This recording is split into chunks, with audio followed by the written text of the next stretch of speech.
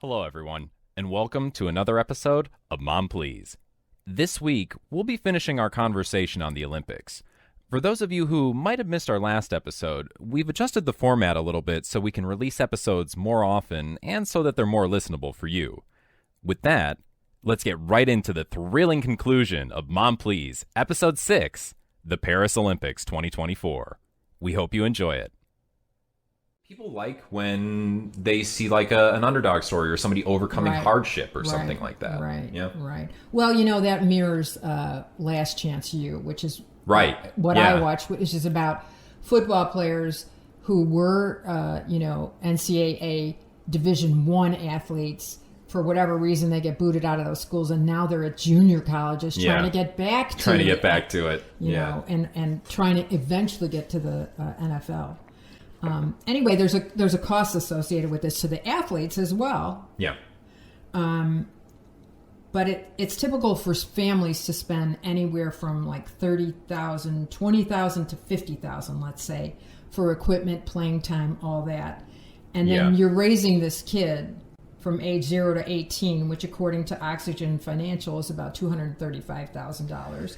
Jeez. Travel expenses are not included, nor is your coach's traveling expenses and fees. So basically, nothing is really covered by the U.S. Okay. I imagine that is different in some other countries. Oh, some other. Like they probably do have. I would say that the more robust programs. The communist programs, the communist countries or socialist countries as well, that they provide more. They have less athletes, so they provide more for their athletes. Right. Yeah.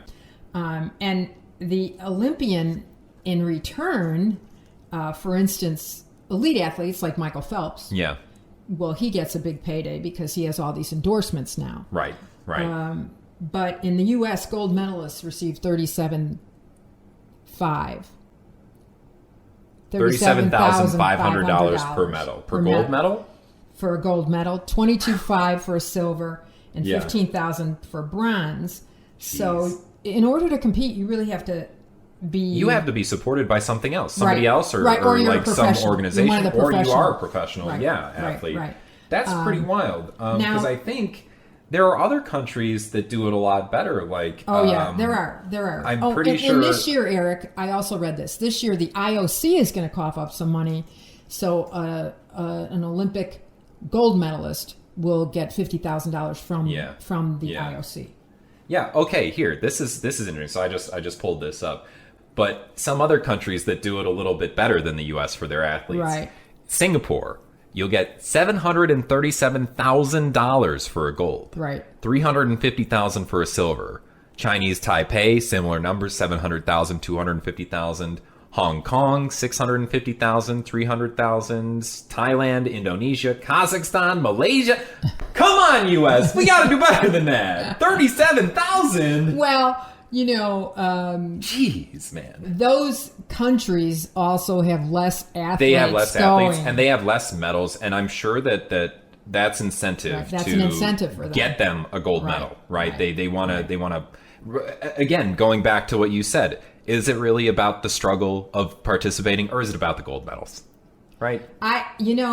From my thinking, I wake up in the morning after they go through everything, and then I see the medal count, and I'm like, oh, yeah, we're doing pretty well. We're great. Yeah, we're great. We're just great. Yeah. We're super great. Yeah. American exceptionalism. Yay. Again, there's been lots of boycotts, which you talked about them, and usually they're against these various instances of inhumane treatment of people, like and human rights violations. Human rights. Excuse me. So there's been boycotts of the USSR treatment of Hungarians, the South African apartheid, right. And of course USSR invasion of Afghanistan. In 1968, and this isn't a boycott, but this is noteworthy. Yeah. In Mexico City, 2 U.S. athletes, Tommy Smith and John Carlos, accept their gold and bronze medals respectively. And while raising a fist of black power, right? Yeah. They both get expelled. The solidarity. Yeah. They both get expelled from the Olympic Village because that's determined to be political in nature. Yeah. And in violation of the games. Yeah. So Later on, years later, they say, no, that was in solidarity to all athletes and sports. But they did not take away their medals, but they did boot them from the village. Yeah. That's funny because at the same games, I'm pretty sure that, George Foreman was kind of vilified in the community of black people because he opted to wave wave an American flag, after his heavyweight boxing championship. So it strikes me as odd that, a black power fist is seen as a political statement, and waving the political flag of your country waving a flag of your country is not considered a political statement of some kind. I guess a lot of these athletes do wrap themselves in their flag after they win, they and they do a run lap, with they it. do a victory lap sometimes. Maybe that's considered fine because it's that, but they say, no politics, and it seems like there are politics in the Olympics. You can't divorce it from it. I don't think you can divorce yourself from it in any way, shape, or form. There was also a Czech gymnast and medalist.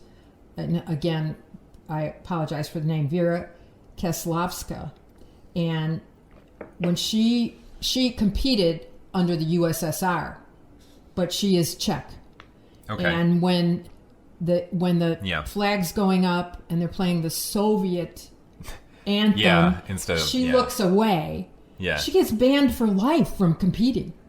Yeah, how is that not political? That's clearly the thing that's happening there is what she's doing is not political because obviously she would like to hear her own country's national anthem being played, and what Russia's doing, playing theirs instead of hers, that's political. That was very political. The political thing.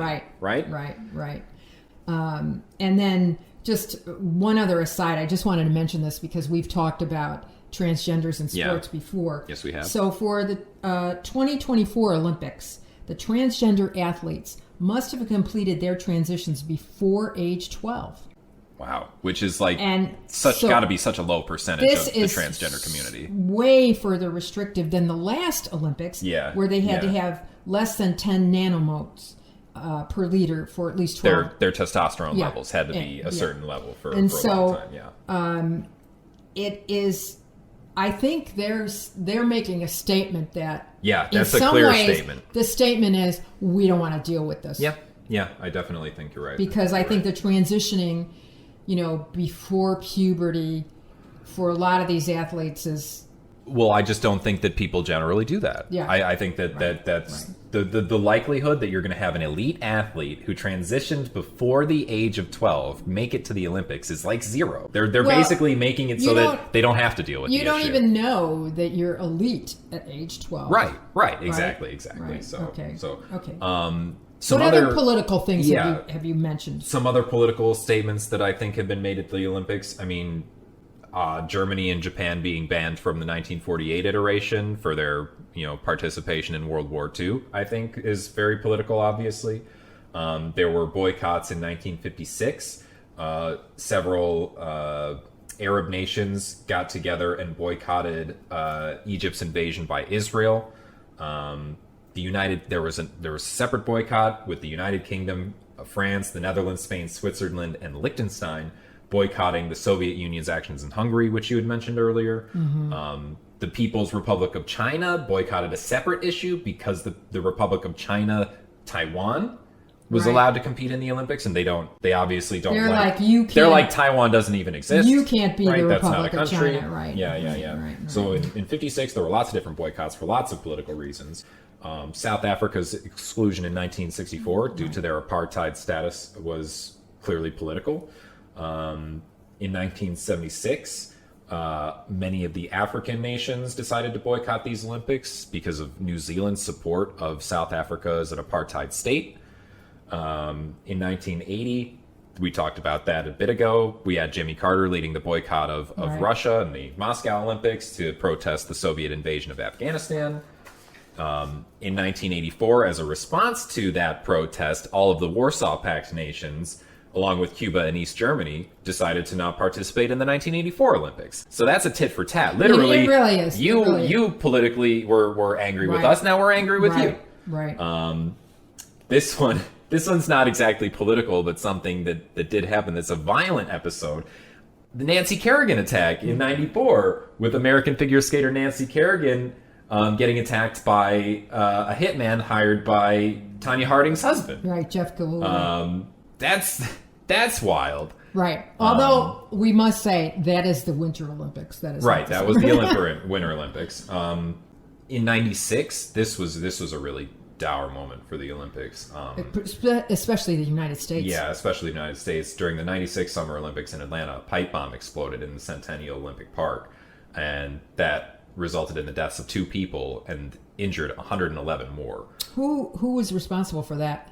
That's a good question. My research should have that, but I don't. So I can't say who is responsible for it. It's just interesting to me. But it clearly is something that is a seemingly political statement. You don't just bomb a massive sporting event without some sort of statement, being attached to that. So there have been absolutely various instances of politics being attached to the Olympics. I just don't think you can divorce the games from politics when you have 200 nations competing. Right, that's my point as well. When you have all these nations coming together and they all have their own ideologies, they're going to have differences. They're going to have differences, and you have to recognize that could occur. Right. So, so other things that have happened at the Olympics that have been kind of more on the negative side are there have been doping scandals, and there have been drug performance enhancing scandals. So you have a couple of things here on that. Well, in 1967, that's a long time ago, they actually banned any substances being used at the Olympics. So before that, I can't speak to whether or not they were used or how rampant it was. And then in 1986, an Australian study noted that absolutely no Russian gold medalists were not doping. They were all doping. Right. Okay. So they've been doping for a long time, we think. Yeah. Nothing was done, though, then. Yeah, right. Okay, so in 2023, well, I should say this. The IOC was responsible for this at some point, but then they create the World Anti-Doping Association. Okay. And then every country has their own... anti-doping. Right, like China has CHINATA, we have USADA. So everybody has their own. I assume the world one is WADA. Yeah. A lot of ADAs. ADA. It's a funny word. It is. Yeah. Okay, so in 2023, Chinese swimmers were cleared by CHINATA and WADA because they unwittingly ingested a banned substance. Now, this substance only comes in a pill form. Okay. How do they know that they didn't ingest it? Yeah. No one took responsibility for delivering these pills to the swimmers, and they were cleared and allowed to compete. They went on to win 5 medals, 3 golds and 2 silvers. Wow. Jeez. In 2022, the IOC bans all Russian athletes and all Belarusian athletes for competing in the current Olympics. Okay. For 4 years. And I assume that's in response to the Russian invasion of Ukraine, or is was that doping? No, this is doping. This is doping related. Oh my gosh. It's because they caught Russia red-handed drugging the athletes for performance. Yeah. Okay? Yeah. So the Court of Arbitration of Sports says, well, 4 years is too long and reduces it already to just 2 years, which, is that like a slap on the wrist? Doesn't that mean you can participate in the next iteration of the games anyway? Like, I guess 2 years from participating in your sport maybe is long enough to where you're not an elite athlete anymore. Maybe, because then the next cycle is winter, and then the next cycle is Yeah. But here's the thing: they can these people can still compete, right? Under like the Russian Federation, right, or whatever it's as called, neutral competitors. Yeah. They can display their national colors. They can even have the word Russia on their uniforms. That's a head scratcher for me. I just don't get it. Yeah. They do. Each athlete has to be vetted. And the criteria: they have to denounce the war in Ukraine. They can't be connected to either Russian military or Russian security in any way, shape, or form. Okay. But it'll be interesting to see in Paris how many of these athletes show up. Yeah, I wonder. I mean, we'll see. We'll see in a couple of weeks. We'll see in a couple of weeks, right? Okay, so notable dopers. Right, big ones. The big ones. Time. This is big time. Justin Gatlin. Yep. Was booted out for amphetamines. He tested positive for that.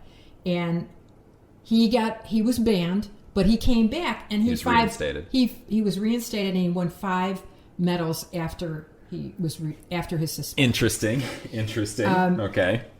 America's sweetheart, Marion Jones, track and field, won 3 golds and 2 bronze. She was given a designer steroid cocktail just made for her. Yep. And she denounced it, and then finally, years later, when she got a conscience, gave her medals back. Okay. Well, at least she gave them back. Yeah. Yeah. Ben Johnson, Canadian runner, 100-meter dash.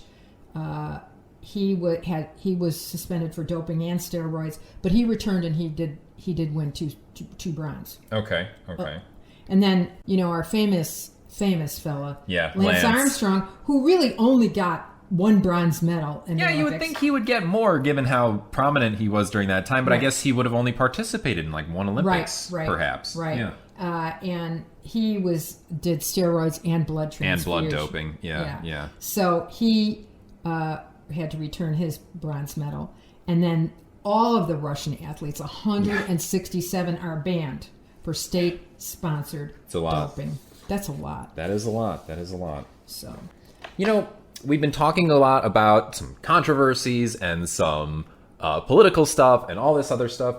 Let's flip gears a little bit and talk about some kind of more lighter stuff, more fun stuff. Okay. So, Olympic Village. Right. We mentioned that in 1924, Paris had created the first instance of the Olympic Village. Right. And I think since then, it's garnered quite the reputation among just the world in general as kind of a big sex party. Right. A lot of athletes, a lot of attractive people. Well, you have to think, Eric, the most attractive physical people on the face of the earth are all together in one place. I mean, that's kind of a turn on. Yeah. Mom, please. Okay, geez. so since... Thankfully, you're not an elite athlete. I'd have to watch you. Right. Okay, so since 1988, the IOC has distributed condoms to all the athletes. So this year they will distribute 300,000 Olympic logo. Olympic logo. Of course, they put their logo on it. Olympic logo condoms, and distribute them. That's 29 condoms per athlete. So, bring on Grindr, bring on Tinder. Yeah. Oh God, Mom, please. Okay, and then Hope Solo, you remember her? She's Olympic. Yeah, I don't like her a lot, but we can talk about her. But she was an Olympic soccer player. Yes, yeah. Football, whatever you want to call it. Yeah. So she is quoted as saying, "Athletes are extremists.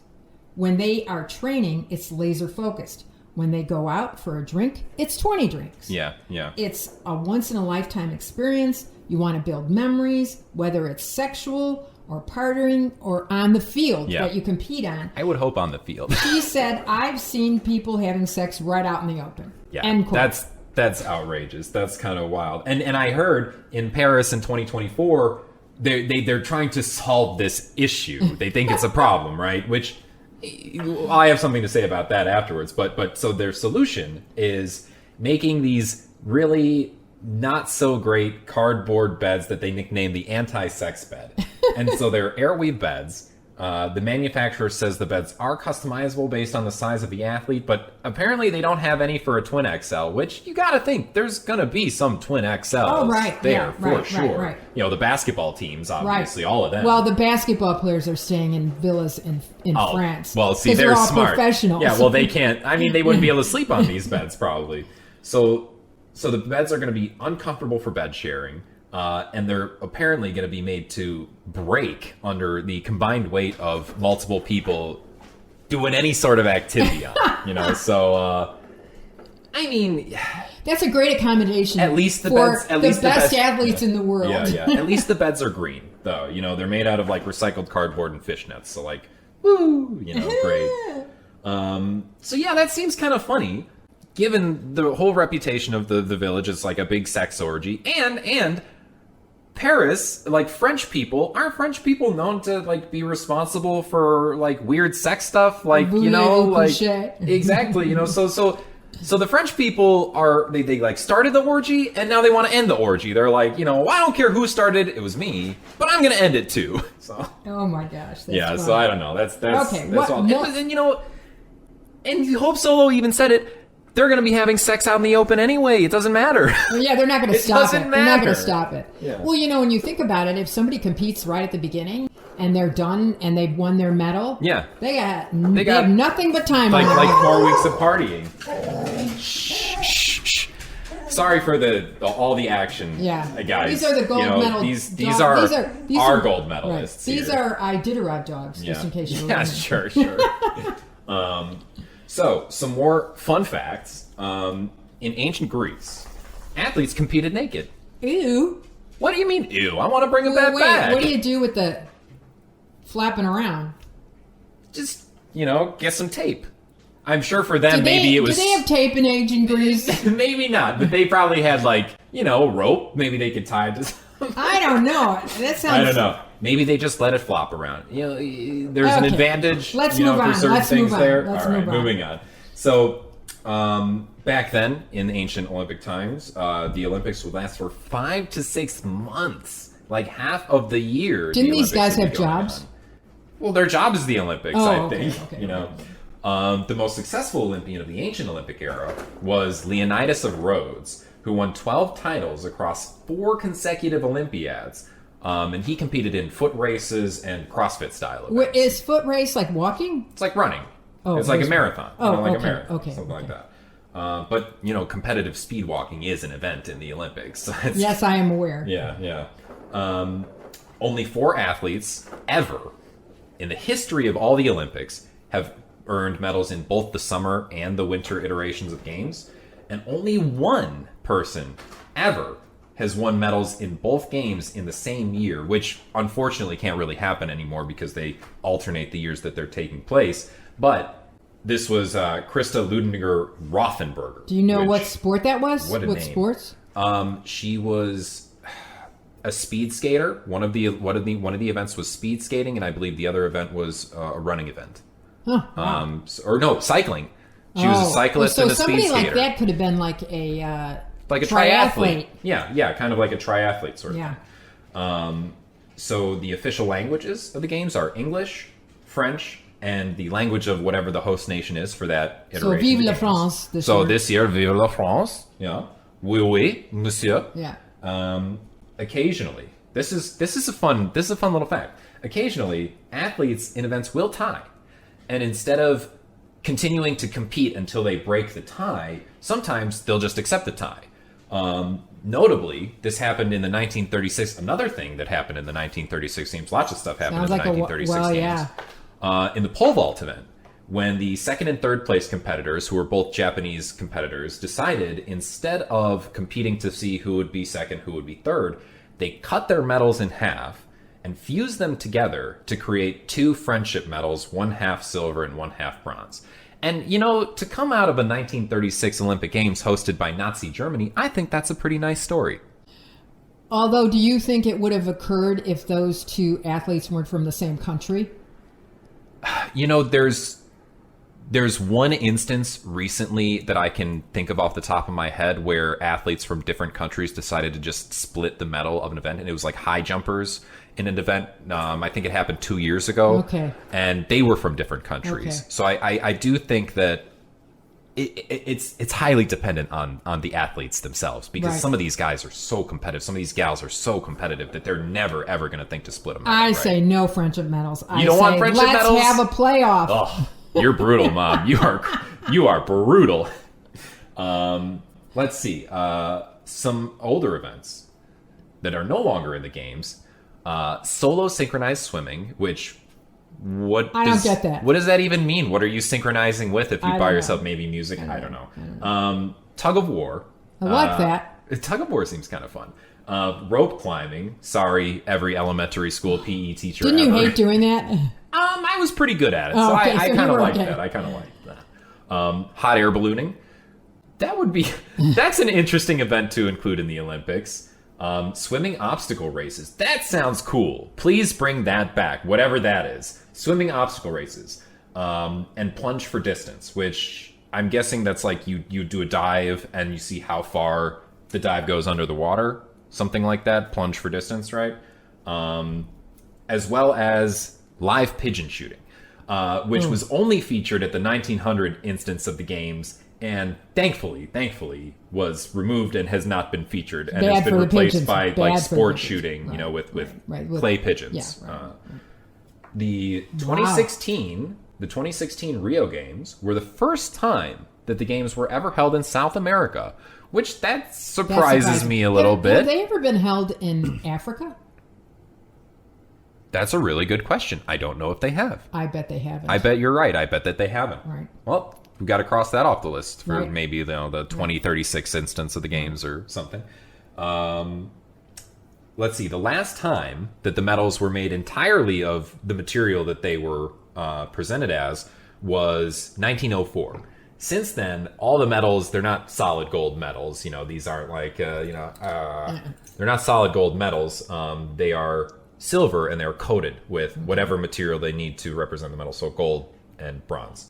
The Olympic rings represent the various continents of the world, and the colors were chosen because at least one of the colors appears on every flag of every competing nation in the Olympics. So every flag of every competing nation has at least one of these colors on it. What if they get a new country with some wacky color? Well, they better choose a different color. They better change their flag. The medal winners at the Olympics have their names engraved on the walls of the Olympic Stadium of that year's event to kind of further solidify their legacy. I think that's pretty cool. I think it's pretty neat to have like your name on like a brick somewhere in the stadium. Until 1997, people under the age of 16 were allowed to compete in the games. And the IOC decided to establish the minimum age requirement after the 1996 Atlanta Games. The youngest person ever to win a gold medal was American Marjorie Gestring, who was a 13-year-old diver. Wow. 13-year-old gold medal winner. Crazy. Before 1960, and we had kind of mentioned this earlier, physically disabled athletes had to compete with non-physically disabled athletes. That's amazing. And in 1904, gymnast George Iser famously won 6 medals while competing with a wooden leg.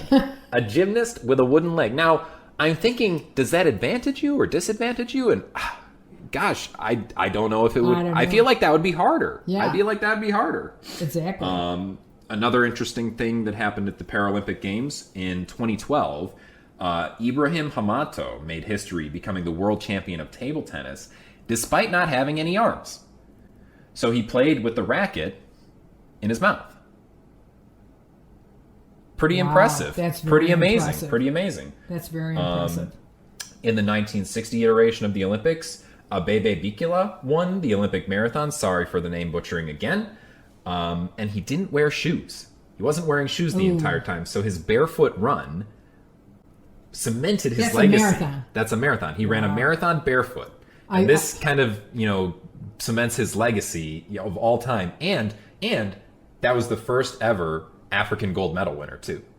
So that's like a really neat thing that happened, I hope he got a pedicure afterwards. Yeah, something like that, or maybe like a foot rub at least. Right. There was I think records are an interesting thing to talk about because they do tend to get broken a lot with increased training techniques and increased nutrition, things like that. But even in today's world of ever-improving athletes and increasingly data-driven training, some of the records that have been set in the Olympics have stood for a really long time. The most notable, I think, is Bob Bierman won the long jump event in Mexico in 1968, and he jumped 8.9 meters, which in American numbers is like 29, a little over 29 feet. Feet? 29 feet. Yeah. So that's crazy. And to this day, that stands.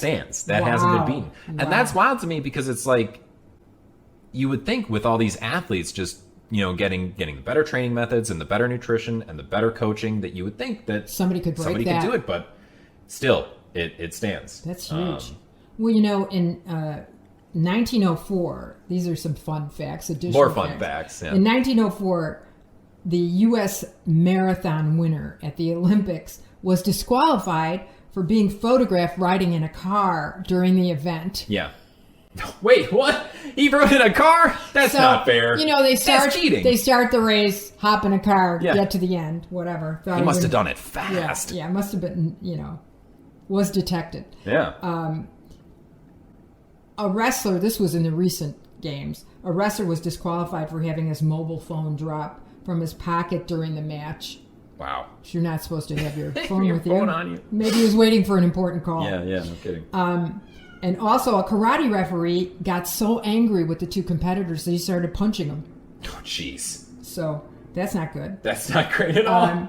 And then recently, some nutcase started following the Olympic torch with a fire extinguisher when it is, coming from Greece. Yeah, right. yeah. So he's trying to put it out. Yeah, I mean, that doesn't even matter because they have a backup anyway. Right. Stupid.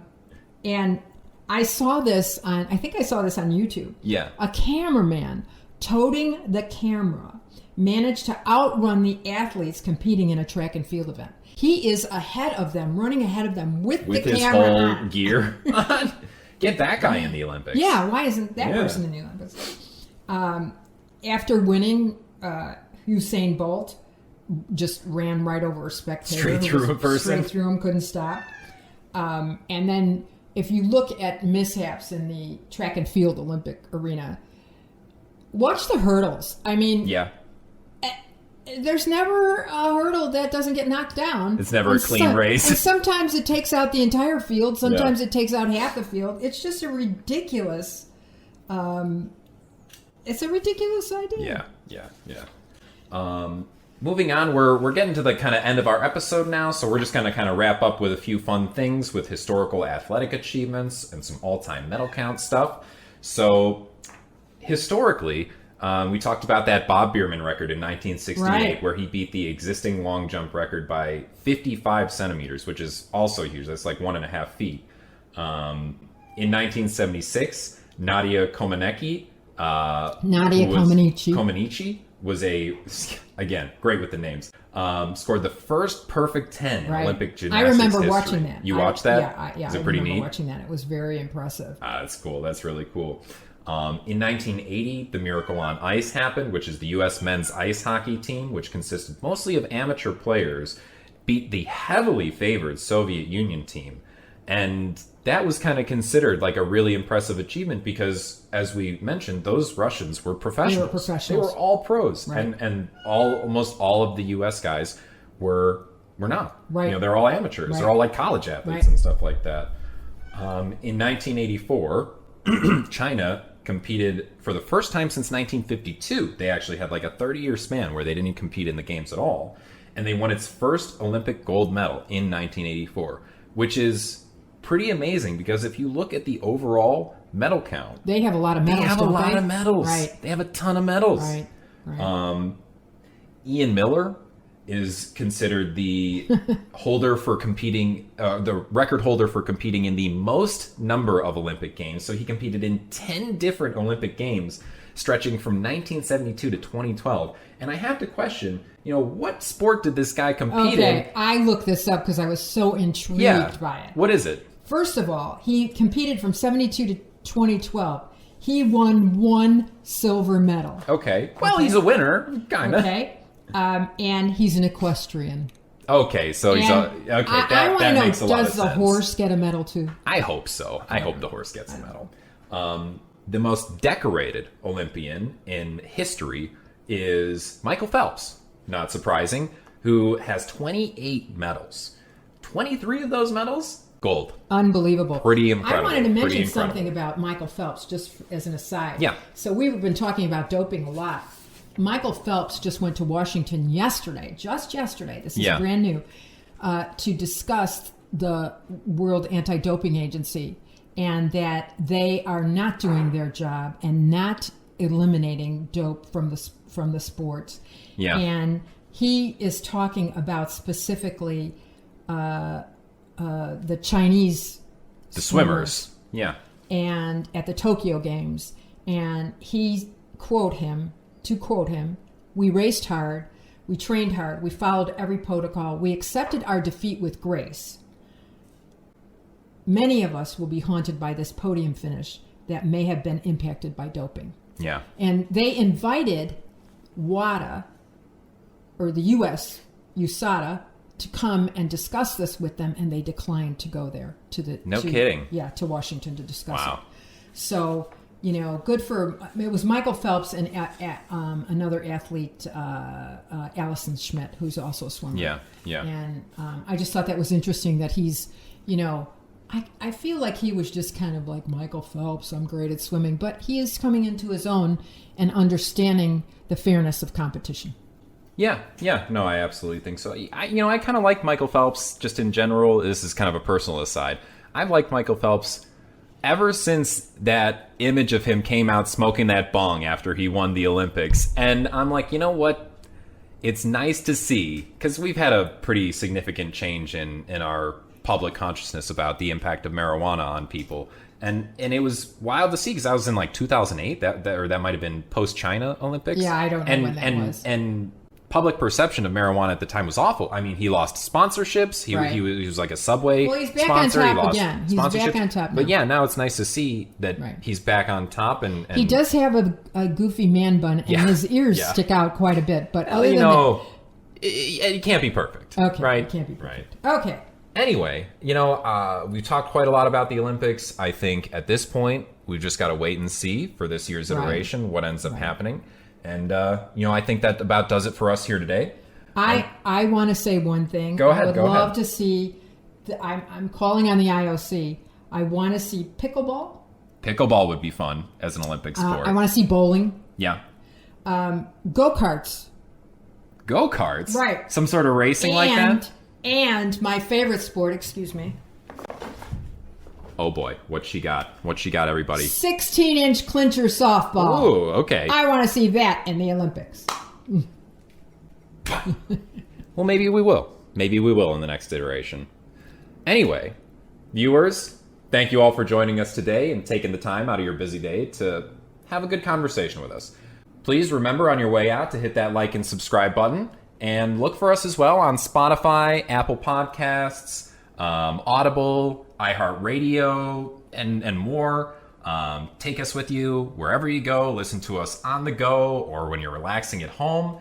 And we will be back with another episode next month. And until then, remember everyone, mind the generation gap and keep the conversation civil. Bye now.